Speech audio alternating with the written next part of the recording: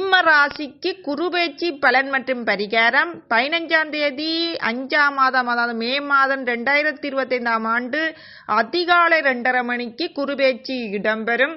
ரிஷப ராசியிலிருந்து குரு பகவான் மிதுன ராசிக்கு சென்று அமர்ந்து அதிலிருந்து பார்வையாகவும் மிதுன ராசியில் இருந்தும் 12 ராசிக்கும் மேசந்திரக்கும் மீனம் வரைக்குமான ஒவ்வொரு ராசிக்கும் என்னென்ன பலன்களை வழங்குகின்றார் என்பதை நான் ஒவ்வொரு ராசியாக போட்டு வருகின்றேன். அது மட்டும் குரு இருக்குல்ல, வக்ரம், உச்சம், அதுகளை பற்றியும் ஒரு வீடியோவை முதல்ல போட்டுக்கிறேன்.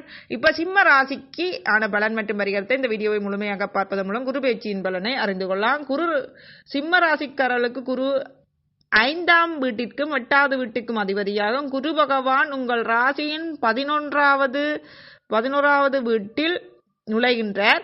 உங்களுக்கு நல்ல வெற்றி தரும் காலமாக இருக்கும். நிதி சவால்கள் முடிவுக்கு வரும். சிம்மராசி என்பவர்களே, 11வது வீட்டில் குரு இருந்து பணம் சம்பாதிப்பதற்கான பாதை எளிதாகிவிடும்.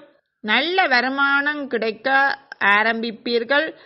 பணம் சம்பந்தமான பிரச்சனைகள் விலகும். குரு உங்கள் 3வது வீடு, 5வது வீடு, 7வது வீடு ஆகியவற்றின் மீது பார்வை வைத்திருப்பதால் திருமணமாகாதவர்களுக்கு திருமண வாய்ப்புகள் உண்டாகும். காதல் உறவுகளில் தீவிரம் இருக்கும்.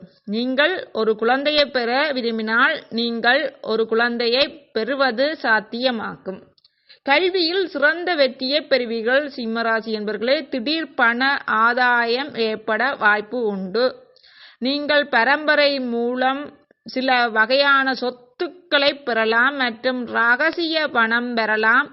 இந்த நேரம் சகோதரிகளுக்கு சாதகமாக இருக்கும்.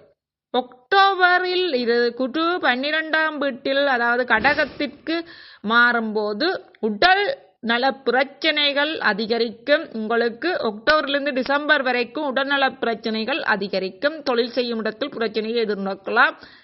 திருமண வாழ்க்கையில் பிரச்சனையை எதிர்நோக்கலாம். குடும்பத்தில் பிரச்சனையை எதிர்நோக்கலாம். டிசம்பர் மாதம் 11வது வீட்டில் வக்ர நிலையில் நுழையும் போது பணம் சம்பாதிக்க நீங்கள் கடின முயற்சிகளை மேற்கொள்ள வேண்டி இருக்கும்.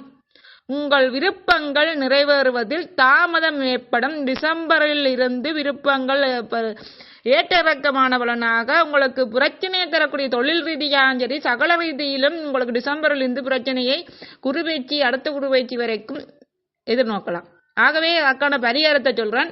வியாழன் அன்று உங்கள் நெற்றியில் மஞ்சள் அல்லது குங்கும பொட்டு வைக்கவும். அது கன்னி ராசி.